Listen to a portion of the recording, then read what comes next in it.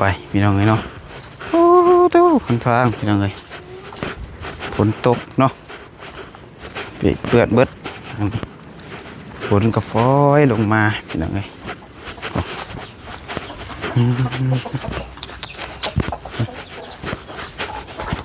ฝนตกบัดคืนพี่น้องเนาะตอนนี้ก็9 โมง 10 โมงแล้วยังลิ้นอยู่พี่น้องเดี๋ยวบรรยากาศบ้านเพื่อนสาวพรเพื่อนพี่น้องเลยดีว่ามื้อนี้กับทางทีมงานจะพากันมาจะเศร้านี่พี่น้องเนาะเดี๋ยวให้ทางเขาให้อ้ายเพื่อนถ่ายก่อนพี่น้องเลยเดี๋ยวน้องปัดชัยสิไปถ่ายอัปเดตให้FCเบิ่งน้ำกันน้ำลังโป๊ะบนทางเบิ่งกว่าพี่น้องเลยทันอย่างบระวังนี่พลาดทั่วแตกเลยนี่ เป็นดินดากนะ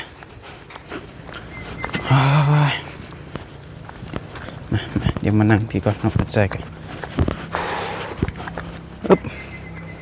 โอ้ยยางเกินซื้อก็ยังเมื่อยพี่น้องเนาะอึ๊บเดี๋ยวบรรยากาศพี่น้องเนาะโอ้มีแต่เมฆควันงามลายพี่น้องเนาะโอ้ทางนี้เห็นกระเตกโอ้โหธรรมศาสตร์ดีพี่น้องเลยไปเอาโอเคพี่น้องเลยย่างมาใกล้ๆนึงเมื่อยพี่น้องเนาะยังบ่ได้กินข้าวเนี่ยพี่น้องเลยยังบ่ทานกินข้าวกินน้ำตอนเช้า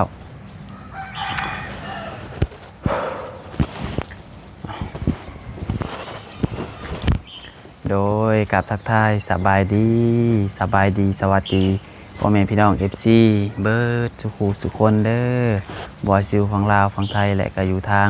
ต่างประเทศกันยินดีต้อนรับเข้าสู่ช่องสายกกสายบุญอีกแล้วพี่น้องเนาะพอกันกับน้องพัดไส้พี่น้องเลยเอาเข้าสู่วันที่30พี่น้องเนาะของเดือนมื้อสุดท้ายของเดือนแล้วพี่น้องเลยตอนนี้ทางน้องพัดไส้ก็ยังอยู่รองแจ้งอยู่พี่น้องเนาะก็ยังบ่ทันได้กลับบ้านอีกผู้แหละมื้ออื่นมื้อฮื้อได้กลับพี่น้องเลยวันที่1ที่2ก็แล้วเพื่อนนี่แหละว่าซั่นจ้ะเอาพอดีว่าทางน้องพัดไส้เนาะก็สิโทรถามข่าวทาง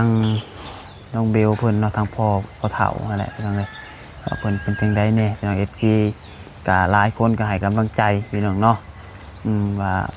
พอเฒ่าเป็นจังได้ดีขึ้นแล้วบ่ฟื้นแล้วบ่นั่นนี่พี่น้องเนาะวันนี้น้องปัดไส้ก็จนบ่มีสมาธิพี่น้องจนบ่มีสมาธิในการเฮ็ดคลิปถ่ายคลิปพี่น้องเอ้ยเพราะว่าทั้งเมื่อยทั้งคิดลายกดดันตัวเองพี่น้องเนาะมันเลยเฮ็ดให้เฮาคิดหยังบ่ออกแบบมืดนะพี่น้องเอ้ยมืดไปเบิดเลยแบบได้คิดว่าแนวใดพี่น้องเนาะแบบเป้าก็กลับไปกลับมา FC ว่านี่ก็คือสิปวดหัวน้ำอยู่พี่น้องเนาะอย่างไรก็ขอโทษขออภัยนำผมเป็นพี่น้อง FC หลายๆเด้อเนาะมาเดี๋ยวโทรถามอาการพอเพิ่นน้ำกันพี่น้องว่าเป็นจังใดแล้ว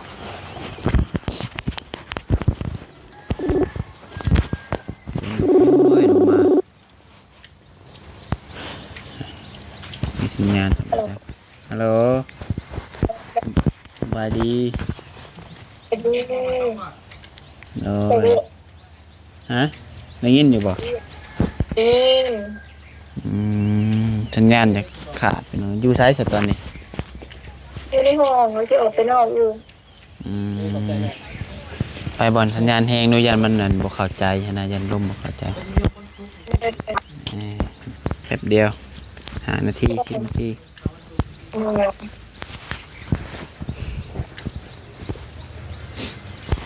ต้องหาทางน้องเบลเพิ่นพี่น้องเลยเนาะ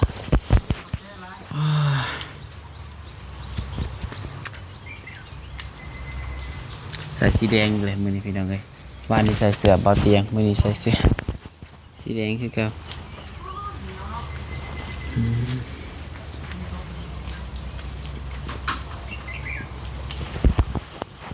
ออกไม่ได้ฮะออกไม่ได้โอเคตอนนี้อยู่เฮือนบ่ก็อยู่เพื่อน 11ว่าสิไปมุกนั่นแหละแต่ว่าเพิ่นบ่ให้ไปเกิน3 คนนะ บ่ให้ไปก็เลยเกิน จำเป็นต้องเงินบ่ให้ไปเกิน3 คนทางนี้เราสิไปเฝ้าผู้ที่เป็น4 คนก็เลยไปเฝ้ากันแต่ว่าเพิ่นบ่ให้ไปอืมไปหานั่งรถหุ้งมอไปบ่โดยนางก็ส่งหมอไปตามที่คอยส่งให้เจ้าเลย อืมไปรถโรงหมอไปให้แต่เพราะว่าวันนี้เพิ่นไปทางรถหุ้งมอเพิ่นให้ไปเพิ่นให้ญาติพี่น้องไปแต่3 คนแม่นสูงสุดได้3 คนเพราะว่าไปใกล้หั่นน่ะเพิ่นบ่รับเพิ่นฝั่งไทยเพิ่นสิให้อืมโอเคเพราะว่าเพิ่นแต่เพิ่นให้โดยที่แรกทางซาเบลเพิ่นก็น้องเบลเพิ่นก็สิไปน้องเนาะเลแต่ยว่ารถเพิ่นบ่ให้ไปเอ้าแต่ว่าเป็นแนวใดซะทางพ่ออาการเพิ่นเป็นแนวใดแน่ซะ ตอนนี้เพิ่นไปหยังก็ไปโรงหมอไทยเนาะเพิ่นอยู่ห้อง ICU ตอนนี้ค่ะอืมแต่ว่าค่ะคือว่าง่ายๆก็คือข้ามไปไทยแล้วเนาะข้ามไปมุกดาหารเนาะโดนไปแล้วผ่านไปเมื่อคืนนี้อืมแล้วตอนนี้ผู้แต่ว่าหมอเพิ่นกวดเบิ่งเมื่อคืนนี้เพิ่นว่าข้อกระดูกข้อพอร้าวมีกระดูกกระดูกข้อนำ กระดูกคอเล่าวเห็นแล้วก็ยังอีกก็มีแต่สำนั้นเลยอาการเพิ่มเติมค่ะเพิ่นตรวจเห็นเพราะว่าตอนอยู่โรงหมอลาวเขาค่ะหมอเพิ่นบ่ได้ว่ากระดูกคอร้าวมีแต่โอ้ทางฝั่งไทยอันนี้คือเพิ่นกวดพบอีกเนาะโดยเพราะง่ายๆก็คือตอนนี้หนึ่งขาหักแข้โดงหัยกเนาะสองเออกกระโหลกระโหลกแตกกระโหลกหัวแตกโดยสามอิหยังก็กระดูกคอร้าวตกระดูกองอะไรกันกระดูกคอเล่าวโดยโอ้เพลงว่านั่นเนาะเพลงเพราะว่านี่เราพอได้สติอยู่เล็กน้อยเวลาเว้าหยังเราก็เข้าใจอยู่แต่ว่าเรานี่ก็เราเว้านำบ่ได้นะเราพยายามเว้านำแต่เราเว้าบ่ได้เพราะว่าเป็นเกี่ยวกับสมองเด็กเว้าบ่ได้ตาย มันก็ซัมมปิอะไรเพราะว่ามันกระทบกระเทือน มันบอลสำคัญเอออ่าคือตอนนี้นี่เมื่อวานนี่หาเพิ่นนั่นตอบสนองอยู่เนาะโดยเออแล้วเมื่อเมื่อยิ้มเล็กขอดกันนะแต่ว่าเพิ่นตาก็บ่อยากได้ปานใดหั่นนะไปมื่นให้ได้ก็เราก็ชุดเฒ่าที่เสียใจแหละโอเคเข้าใจตัวนี้มันก็นักพอสมควรอะไรว่าง่ายๆกันเนาะรักกันโดยอยู่แล้วไปทางพุ่นตอนนี้เพิ่นยังอยู่ห้อง ICU บ่สัญญาณกับพี่น้องเนาะ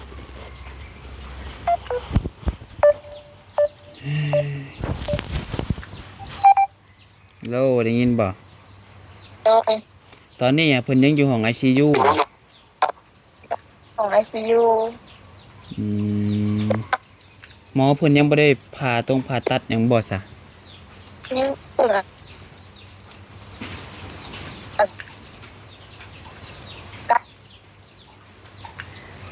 ก็ยังเบิ่งอาการอยู่โอ้ว่าสิให้ผ่าตอนใดนะระหว่างตื่นก่อนบ่หรือว่าแนวใดก็ยังบ่ฮู้ตัวนี้ค่ะอืมเนี่ยว่าง่ายๆก็ยังฟังเบิ่งอยู่เนาะเบิ่งอาการพออยู่โอ้เพราะว่าผ่าหลักๆก็เอาสมองก่อนพู้นแหละ อืมตูมันนักแข่งขาบุปันได้ตั้งแต่100 ชั่วโมงนี่แหละแม่นมันตัวสำคัญเลยแหละพี่น้องเอ้ยเนาะหัวคนเฮาสมองโทรถามแม่บ่มื้อเช้านี้ว่าแนวใดฮะว่าใดโทรถามแม่บ่กระโทรเมื่อเช้านี้เรากระโทรมาเราขึ้นไปเทิงจริงสัญญาณเนี่ยเราบอกว่าพอหลับไปซียูเด้อเราบอกว่าหมอคือคอเล่ากระดูกคอเล่าคอระบวมเนี่ยแล้วว่าอืมคือแข่งเกือบแล้วคอนเกือบเมียงก็แถวคอกับแถวหัวนี่นะเกือบเบิดเลยเออ เกือบเบิดนี่ความหมายคือแบบใด จะอธิบายในอยได้ดีวะมีส่วนสำคัญนะเอาง่ายๆทั้งคอเนี่ยทั้งหัวเนี่ยนะ โอ้ว่าง่ายๆกับมัน คือความหมายบ่อนสำคัญ แต่คอหาหัวอัดบ่เอ่อที่ว่านักๆเนาะ เลย โอ้อ่าเพราะว่าเมื่อวานนี่ก็ทางน้องเพิ่นส่งมาบอกอยู่พี่น้องเอ้ยก็มาอ่า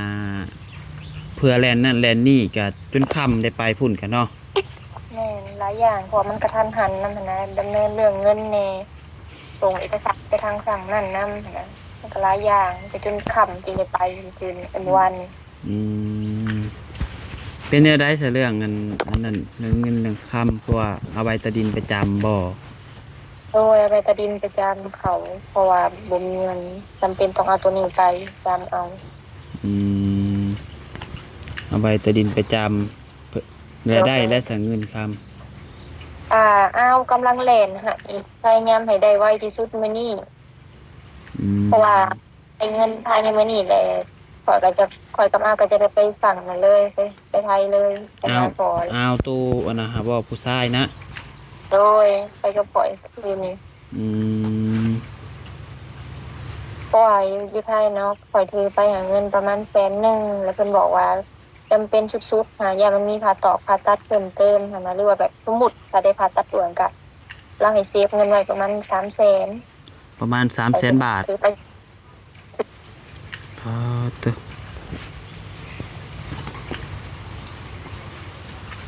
เนาะเหมือนนำสัญญาณพี่น้องเลยสัญญาณเฮ็ดน้องเบลเพิ่นซ่าพี่น้องเนาะสัญญาณก็ขาดในหาอยู่ จำเป็นต้องได้แบตเตอรี่นี่แหละไปจำ เอ่อคือตอนนี้ณตอนนี้หาเงินที่ว่าเอาไปก่อนหาทั้งแม่เจ้าเอาไปแล้ว100,000บ่ โดย อืม เงินแอบเย็ดดอกอันเอาคำไปจำนำ อืม แม่ข่อยมี40,000แล้วเอาคำของข่อยไปจำอีก60,000รวมกันเป็น100,000อ๋อว่าง่ายๆกับเงินแม่น้องเบลเพิ่นน่ะมีอยู่40,000 บาทพี่น้องเอ้ยแต่ว่ามันบ่เพียงพอหั่นแหละเพราะว่ามันก็ต้องใช้เงินมหาศาลมาคือน้องปัดไส้ก็ต้องใช้คำว่ามหาศาลเลยแหละพี่น้องเนาะเพราะว่าเฮาก็หลายแหละเงิน 3-4 แสนบาทเนาะจักสิหามาแต่ไส โดย คือน้องปัดไส้ก็แต่เกิดมาเป็นคนยังบ่เคยจับเงินแสนจักเทื่อพี่น้องเนาะอันนี้3-4 แสน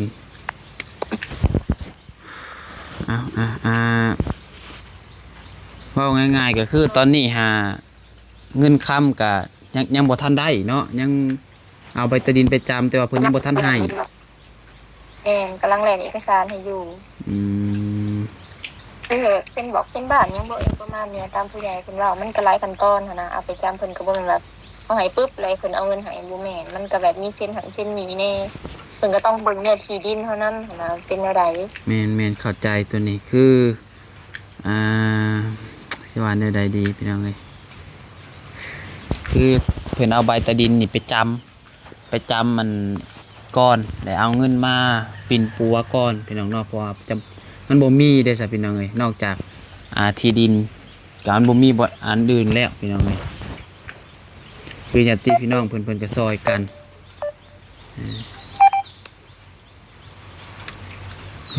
สิว่าแนวใดเนาะคือทางเจ้านี่คืนละหมื่น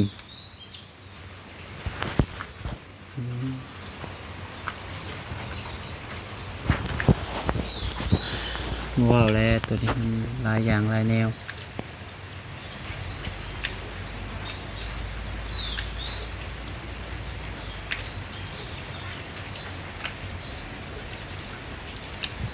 ลายอยู่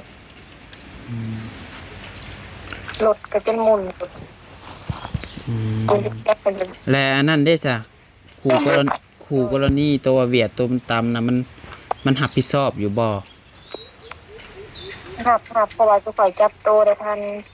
ยังก็ประกันเขามีประกันอยู่อืมเพราะว่าเราก็ไปลงกับทางผู้กรณีนั่นแหละแต่บ่รู้ว่าเป็นแนวใดแน่หั่นนะเป็นมีประกันอยู่อือันนี้ก็มคือสภาพรถโอเคนักออกไปเลยคือประกันนี่เพิ่นสิจ่ายเท่าไรซะฮู้อยู่บ่อ่ายังบ่ฮู้ตัวนี้หั่นนะยังบ่เพราะว่าทันได้ร่วมกันเนาะเพราะว่าพ่อข่อยก็เรายังนอนอยู่โรงหมออยู่หั่นนะอีกอย่างค่าใช้จ่ายทั้งหมดน่ะบ่รู้ว่าตกอยู่เท่าใดที่ต้องให้เพิ่นรับผิดชอบหั้นนะ อืมอาจจะบอกว่าปุ๊บพอข่อยเรายังก็เราดีขึ้นมาแล้วแหละรวบรวมค่าใช้จ่ายทั้งหมดตั้งแต่มือเกิดเหตุจนฮอดมือปัจจุบันนี่ฮะตกอยู่เท่าใดต้องอยู่ในกระเป๋าว่าเท่านั้นนะแต่บ่ว่าฝั่งนั้นน่ะเขาสิชดใช้ได้ส่ำใดหั้นนะอืมแม่นตัวนี้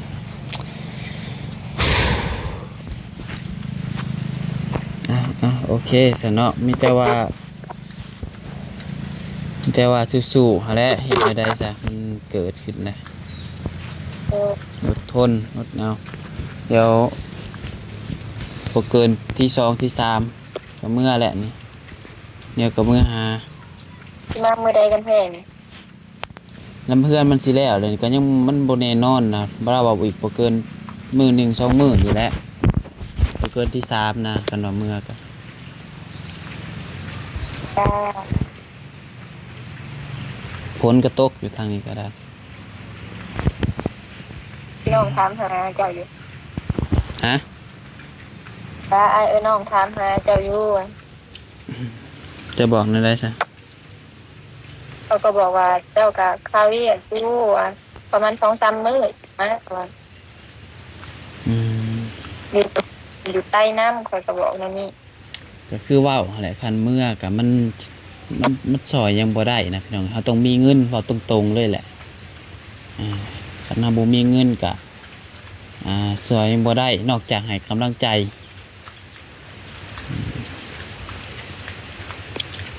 หลักๆเลยก็คือเงินพี่น้องเนาะพี่น้องปัดไส้กับมาพี่ก็ยอมรับว่าพอได้อยู่หาเงินหาคำกันในใจก็สิเมื่อแต่มือเกิดเรื่องพู้นแหละแต่ว่าลมกับน้องเบลเพิ่นก็ว่าบ่ว่ามากก็ได้ว่าเพราะว่าอีกอย่างกับเพิ่นกับไปมุกผู้หั่นนะโดยมันก็การไปเยี่ยมไปยามมันก็ยากเนาะที่แรกแม่น้องปัดไส้กับน้องปัดไส้ก็ให้แม่ให้อะไรพี่น้องไปตอนมันเกิดเรื่องก็ให้แม่ไปเบิ่งอยู่กับพ่อที่แรกก็ว่าพ่อกับแม่ครับเพิ่นกำลังว่าสิไปเบิ่งอยู่ห้องหมอแข้งแต่ว่าเพิ่นขามหมู่ก่อนพี่น้องเอ้ยเพราะว่าพี่น้องน้องวัดไซอยู่สวรรค์ก็เพิ่นก็ว่าสิไปเยี่ยมแต่ว่าเพิ่นทางครอบครัวเพิ่นพาขามหมู่ก่อนขามฝั่งไทยก่อนเลยมันไปยากไปเยี่ยมยากเพิ่นก็เลยบ่ได้ไปพี่น้องเอ้ยเนาะพอไปไกลเด้มันก็หลายอย่างหลายแนวหั่นแหละ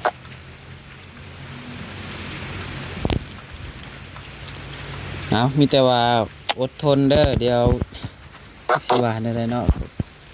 สุดแต่อยากเมื่อนี่ก็ได้มันเป็นกับตอนมาเฮ็ดเวียกอยู่ไกลซับเออแล้ววิเออบอก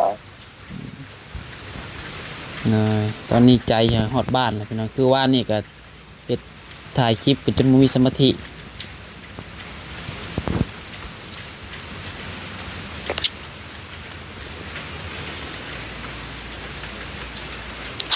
เอาโอเคซะมีแต่ว่าโอ้ยบอกยังบ่ออกไปหน่อยก็ไปก็มาจนนี่แหละเนาะ สู้ๆมีหยังขึ้นหน้าก็ส่งมาบอกให้เด้อเป็นอะไรกะจะแก้เรื่องไปคุณโอเคฝนบ่ได้ตกบ่ฮะฝนบ่ได้ตกบ่ตกเป็นเมื่อคืนนี่ค่ะบ่ได้บ่แห้งปานใดอืมแบบโพลมน้ำอยู่แต่แบบเมื่อยแห้งพอเมื่อวานนี่บ่ได้นอนเลยนะว่ายังไงกันนอนกับเพื่อนลุงเพิ่นว่าตาลับไปเลยคือกันนั่นแหละข่อยก็แทบสิบ่ได้นอนนี่แหละเมื่อคืนนอน2 ชั่วโมงนอนบ่าย2ตื่นบ่าย4 3 ชั่วโมง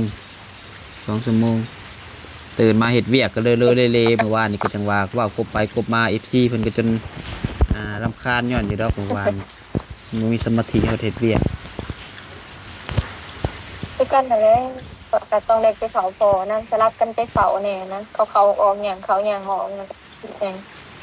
เขาก็บ่ได้กินเลยว่ายังไงกันวานเนี่ย เอาจังไดก็เบิ่งแย่งตัวเองถ่าเด้อแล้วกลับมาหาอาจจะกลับมาไวๆที่สุดนั่นแหละโอเคสู้ๆอดทนเดี๋ยวทุกอย่างมันก็ผ่านไปดอกตรงนี้มันก็คือว่าอะไรชีวิตคนเฮามันมีเบิดปัญหาแต่ละครอบครัวแต่ว่ามันก็ต่างกันถ้าเราผ่านจุดนี้ไปได้มันก็คือสิดีขึ้นอดทนโอเคซะเดี๋ยวจังหวะกันเด้อโดยสบายดีเด้อบายสู้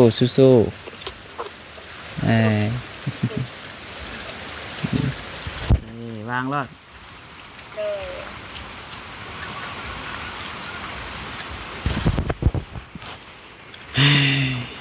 น้องเนาะน้องเบลถือว่าอาการพอคนตอนนี้คนถามไปฟังไทยแล้วทั้งนั้นเลยทางหมอฝั่งไทยเพิ่นตรวจเบิ่งอีกเพิ่นว่ากระดูกคอเล่าวหัวนี่อันนั้นแหละยังก็เพิ่นแตกบอกพี่น้องเนาะกระโหลกแตกแล้วก็ขาหักคือตอนนี้นี่3อย่างเดี๋ยวน่าเป็นห่วงหลายพี่น้องเนาะสำคัญก็คือจุดคอกับหัวนี่แหละเนาะจะสิได้ผ่าตัดบอกตัวแนวใดเพราะว่าเพิ่นยังบ่ทันฟื้นเลยนะพี่น้องเลยมื้อนี้เป็นมื้อที่2พี่น้องเนาะมื้อที่2แล้วแม่นบ่เรื่องวันจันทร์มื้อนี้วันพุธวันอังคารบ่วันอาทิตย์ก็เรื่องวันอาทิตย์เนาะ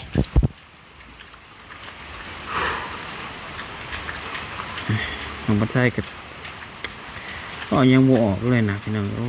ยเนาะพี่น้องผู้ชมมาให้ฟังนั่นนี่ก็จะสิเบิ่งได้หรือบ่พี่น้องเลยครับเดี๋ยวน้องบ่ใช่ให้เบิ่งคลิปนี้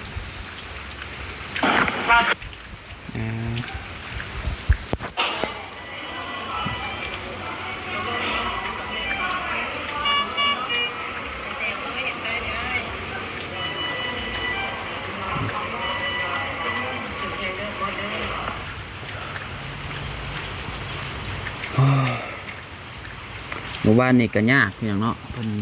แน่นเอกสารเอกสารยากแต่ว่าเงินบ่หลายพี่น้องเอ้ย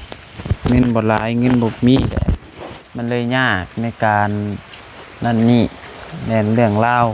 เงินเฮาบ่ถึงว่าซั่นซะตอนนี้ก็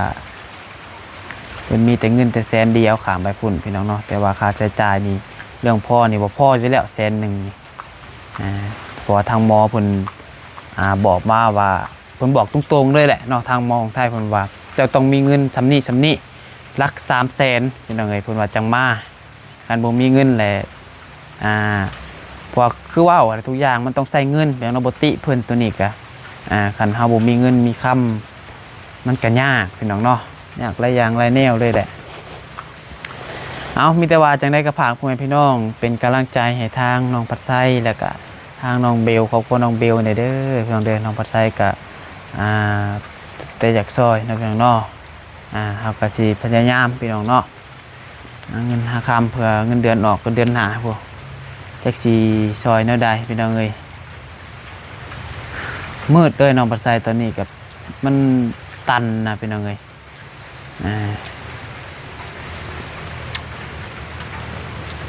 สิขายรถขายยังใส่กับ